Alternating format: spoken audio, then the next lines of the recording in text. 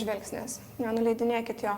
Nebent jūs pagauna emociją ir jūs nuleidžiat, bet sugrįžtat su santykiu ir toliau tai yra jūsų akise, o ne aš kalbu, pamiršau, ką sakyt, nuleidau, kalbu iš naujo. Atrodo, kas ta pati vaidyba būtent yra kamerai. Ir dar toks dalykas, kad baimė yra. Nėra baimės. Nepasitikėjimas. Nepasitikėjimas savim, kūno kalba. Stenkitės nenuminėti jokių ten menamų dulkelių, nesitaisyti kūno, tiesiog neužsidaryti, neužsiblokuoti. Tai yra pagrindinės tokios klaidos, ką žmonės iš esmės žino, bet vis tiek daro, nes veikia įvairūs faktoriai, kaip nepasitikėjimas savim, baimė, nenoras pasirodyti negražiai. Skine ypač svarbiausia. Tai yra jūsų akis ir jūsų žvilgsnis, nes taip, kaip jūs blaškot, jūs išduodat savo mąstymą. Jeigu tai yra castingas, tai yra monologas, pagrindinis dalykas padarykit taip, kad kamera būtų jūsų partneris. Kad pasidarykit kamerą, kad tai būtų jūsų partneris. Pavyzdžiui, jeigu tau sako pasakyti istoriją linksmai, įsivaizduok, kad kamera yra tavo geriausia bičiulė, su kuria jūs labai smagiai leidžiat laiką ir papasakok būtent tą tekstuko dalį su tokiu santykiu, kad tarsi tu prie vyno ar prie arbatos ar prie kavos, tai kad tu mėgsti, kaip jūs leidžiat laiką, papasakotum tą istoriją. Ir tave šiek tiek tai atpalaiduos nuo to, kad tu turėsi labai linksmai papasakoti istoriją, nes tu būsi susikoncentravus, kad dabar tu esi su savo geriausia draugė, jūs linksminatės ir pasakoji istoriją. Nes tai yra kaip ir iš gyvenimo.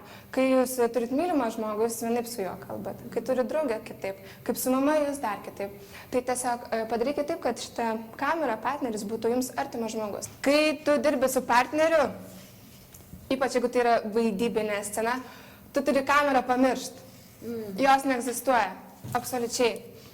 Tik tai prisimint galbūt tokį dalyką, kad jeigu jūs filmuojat intimę, jautrią ar gražią sceną, neatsukti kamerą į nugaros, nes kas ten mato, kaip tu vaidini. Nes jeigu sėdi žmogus, ne, jis išneka tekstą ir tu vaidini, kaip aš jo klausaus. Čia jau yra vaidyba. Kamerai, pagrindinis dalykas, ką mes šiandien išsiaiškinsim ir bandysim, nereikia jokios vaidybos.